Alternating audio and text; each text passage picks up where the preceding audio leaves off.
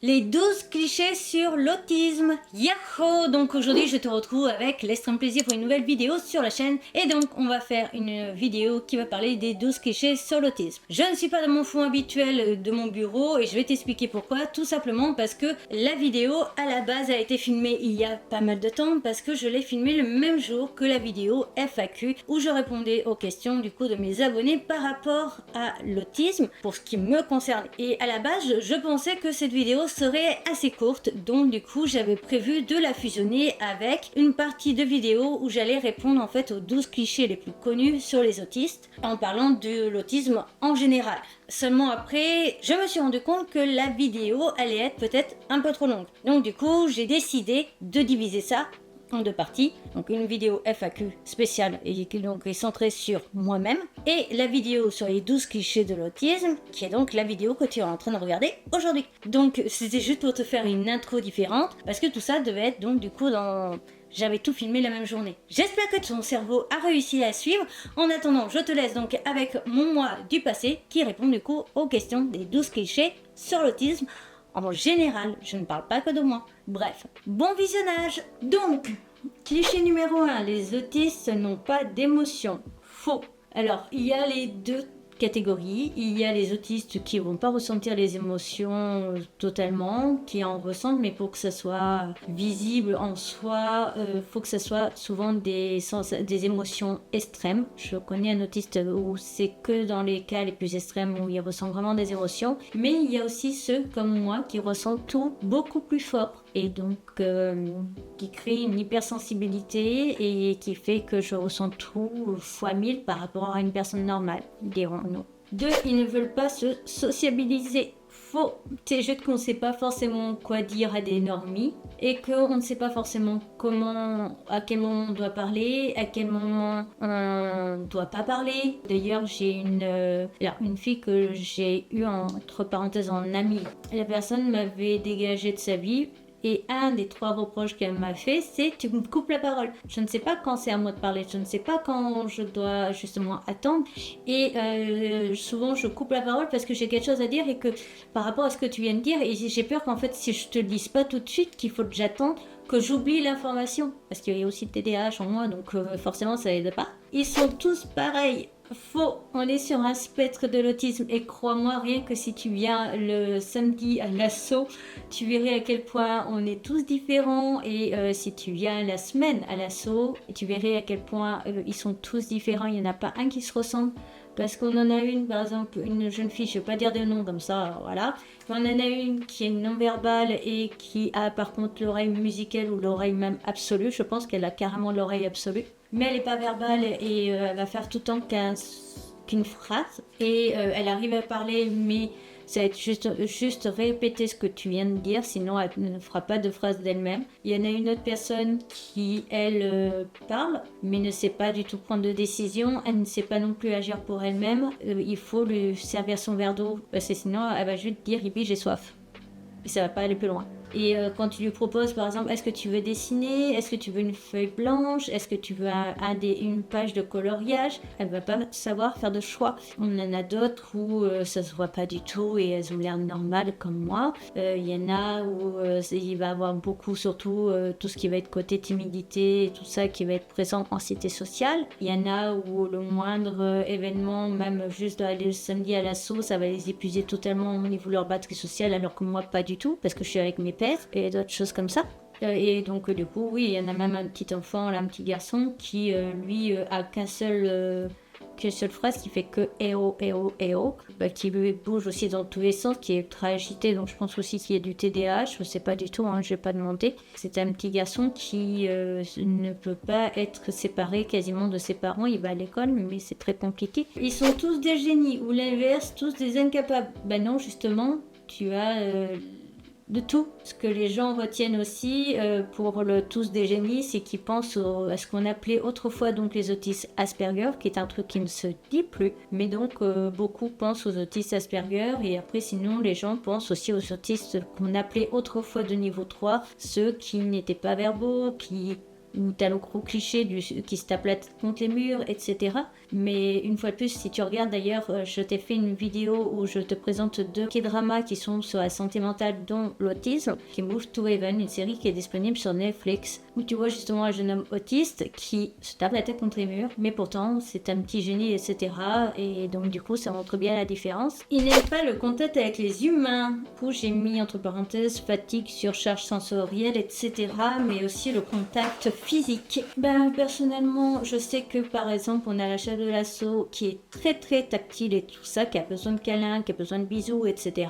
Moi, je vais en avoir besoin que des gens que j'apprécie le plus. Et ça peut être aussi juste, on a 2 couples qu'on fréquente depuis quasiment, pas que je suis née, mais allez, depuis que j'ai 3 ans, on va dire. Il y a un couple avec qui je suis ultra câlin, ultra bisous, c'est en limite en overdose pour des gens normaux. Et autant, il y a le couple à côté où limite, même me toucher pour taper la bise, ça va être très compliqué et j'aime pas spécialement qu'ils me touchent. Et ça va être aussi pareil avec certains de mes amis que je vois en groupe. Il y a 2 personnes où je suis pas trop à l'aise quand je fais même le câlin au revoir. Bah, il y en a 2 où je vais éviter le câlin, où je vais juste faire vite fait un petit truc vite fait mais rapide.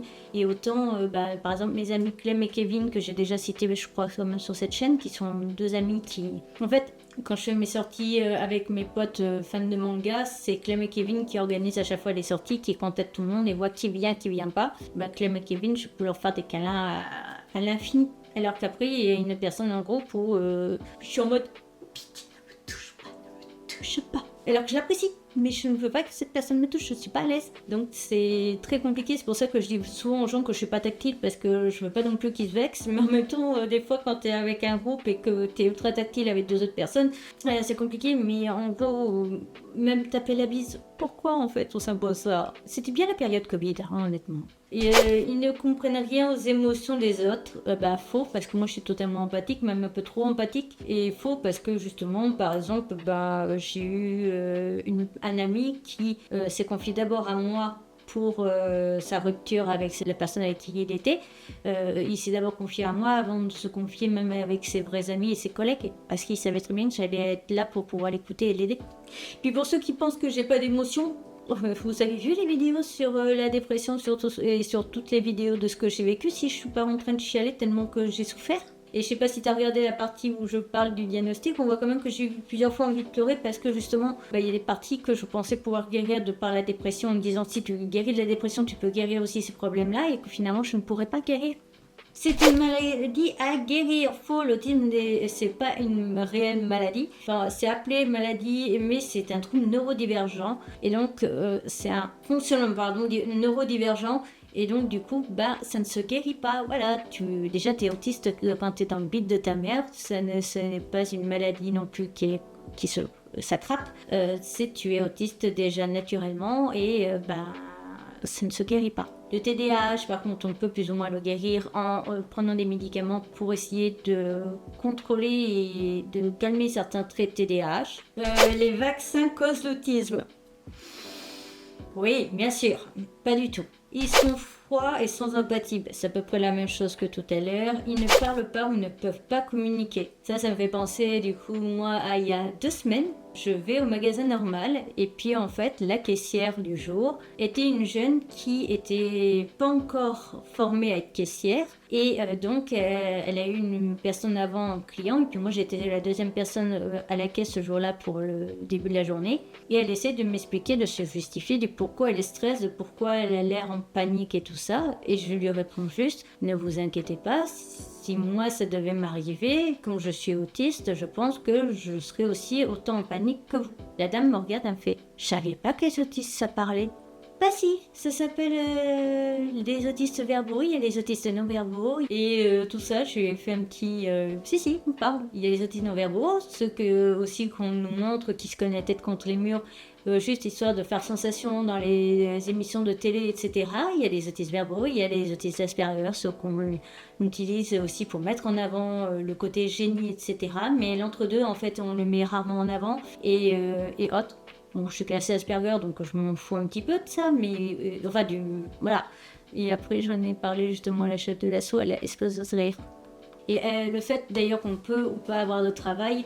Alors, de ce que j'ai trouvé en recherche tout seul, pas ChatGPT ou tous ces trucs-là, mais de ce que j'ai fait en recherche, si j'ai bien compris, sur tous les autistes, on serait que 45%, donc être ce qu'on appelait avant, du coup niveau 1. Moins verbaux et pas de retard intellectuel et tout ça. Et sur 45%, il n'y en aurait que 10% qui arrivent à avoir un vrai travail. Là, je suis un petit côté sensibilisation. Et dans les 10%, il y en aurait quand même 5% ou 4% au moins de sûrs qui se feraient violence tous les jours pour avoir un travail et avoir une vie entre parenthèses totalement normale. Une fois de plus, je mets bien entendu entre grands guillemets. Mais par exemple, du coup, la chef de mon association, elle a eu un travail avant, elle a arrêté ça et elle a fait du coup l'association depuis 2017-2018, un truc comme ça. Et l'asso, elle bosse, elle fait donc des cours, des conférences dans des écoles, etc.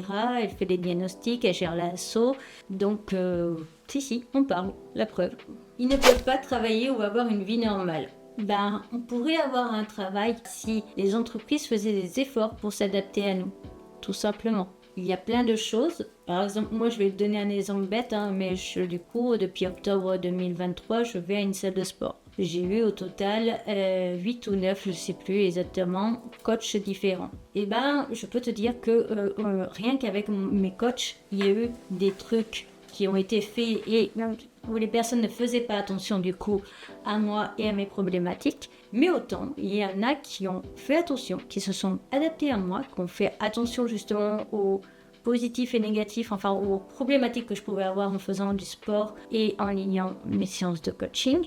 Et je vais te donner un exemple tout bête, mais un des coachs que j'ai eu a commencé les 2 premières séances avec un 4,5 sur 20. Cette personne-là, la dernière fois que je l'ai eue, c'était il y a 3 semaines maintenant, je lui ai mis pour la dernière séance de sport, parce que là il est parti en vacances, je lui ai mis un 18 sur 20. Donc on peut améliorer les choses. Ça va être tout bête.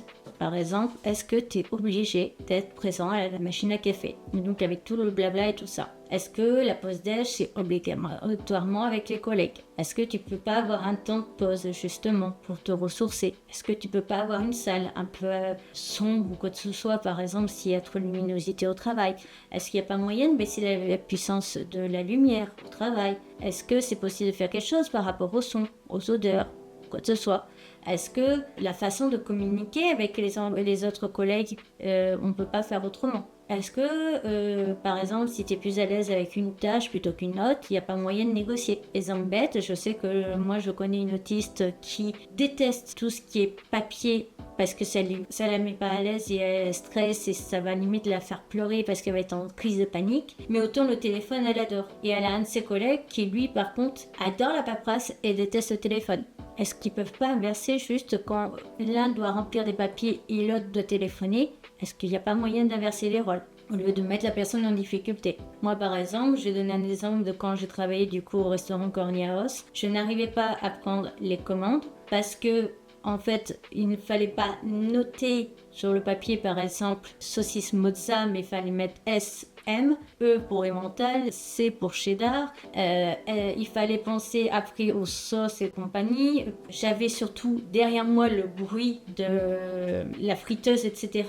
et autres, ou quand elle remue les frites ou les potatoes avec le truc en métal et tout ça, ça fait un boucan monstre. Prendre la commande alors que t'as juste derrière le bruit ultra puissant, je peux pas, parce que j'arrive pas à me concentrer entre les informations que me donne le client, parce que j'ai le bruit qui me perturbe, qui m'empêche déjà de réfléchir. J'ai les informations du client en même temps à gérer, je dois en plus écrire. Il y a trop de trucs pour moi, c'est pas possible, c'est trop compliqué. Par contre, aller prendre les plateaux, aller les apporter aux gens, ça oui, je suis à l'aise. Par contre, aller voir des gens dans la rue pour filmer et leur demander du coup est-ce que vous voulez bien tester nos corn dogs, etc. Blablabla, je suis pas à l'aise. Par contre, être derrière la caméra à filmer le truc, je suis à l'aise. Est-ce qu'on peut pas inverser les rôles une fois de plus? Et ça, pour beaucoup de choses. Quand j'ai passé 2 jours du coup à une concession Peugeot, quand j'étais dans le garage, j'ai pas osé mettre mon casque tout simplement parce que j'avais peur que remarque, jugement ou quoi que ce soit. Alors que je devais prendre des photos ou filmer et autres. Est-ce que je pouvais pas prendre mon casque? S'il n'y avait pas moyen, en fait, de prévenir. Alors là, c'est une erreur de ma part aussi, ne t'inquiète pas, c'est pas le concessionnaire qui est coupable. Et par exemple, comme après la pause de midi, j'ai essayé de la faire avec les gens. Il y avait la télé, et on était dans une petite salle, ça parlait de tout et de rien, mais j'essayais d'écouter quand même les conversations parce que je me suis dit, si à tout moment on me pose une question, il faut que j'arrive à capter qu'on est en train de me parler. Il y avait les odeurs de bouffe, il y avait du coup la luminosité et le son qui étaient assez forts, donc à un moment donné, le deuxième jour, j'ai dit, est-ce que c'est possible que j'aille me reposer? Est-ce qu'il n'y a pas moyen que je me mette même 20 minutes dans la salle là pour me reposer, pour baisser mon niveau de surcharge, etc. Voilà, on peut adapter les choses. Mais faudrait-il encore que les lieux où on nous emploie acceptent d'adapter les choses. Je ne mets pas la faute non plus sur Corny House, qu'on soit clair et net, mais je te donne un exemple. Pourquoi dans une école où depuis septembre on prévient qu'il y a un jeune homme qui est autiste, qui se fait harceler, pourquoi il n'y a rien qui est mis en place? Pourquoi l'école, le collège, refuse une intervention de l'ASSO pour expliquer à ses autres camarades de classe le pourquoi du comment ce gamin est différent? Pourquoi, dans une autre entreprise, un homme nous a demandé d'ailleurs d'intervenir dans son entreprise, pourquoi, quand cet homme a offert les badges de batterie sociale à ses employés, deux personnes ont râlé en disant « Ouais, on est des adultes, on n'a pas besoin de ça pour s'exprimer, dire si on est bien ou pas mentalement, et ça va. » Moi, si je suis en surcharge au travail, tu ne le verras pas forcément. Si j'ai décidé, tu le verras pas parce que je sais que tu vas me faire un reproche parce que tu es un collègue qui va me faire un reproche. Pour moi, tu verras rien. Ça va après, quand je serai à la maison, je serai à plat et je serai une merde et je pourrai rien faire. Et c'est simple, ça permet juste de ne pas avoir à communiquer et à dire juste, là, je suis un petit peu à plat, donc si c'est juste pour parler de tout et de rien, coupe, point barre. Enfin bref, cette vidéo est enfin terminée, je pense qu'elle aura été un petit peu longue. Donc j'espère que cette vidéo t'aura plu, j'espère au moins que ça t'aura un petit peu sensibilisé et tout ça. N'hésite pas si tu as le moindre doute.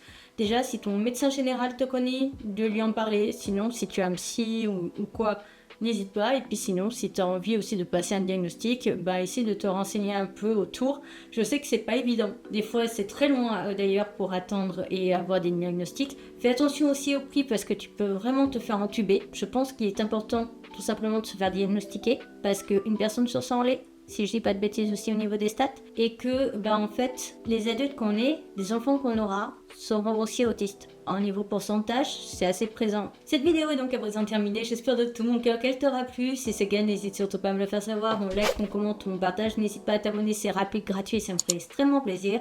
Je te retrouve donc bientôt pour une nouvelle aventure, je te retrouve très vite pour la vidéo FAQ et une autre un peu plus tard où je te parlerai des jouets anti-stress, ceux que j'utilise et ceux que j'aime pas, mes réseaux sociaux, mes comptes Vinted, etc. La précédente vidéo sur le sujet et ici la playlist. Et sur ce, à bientôt!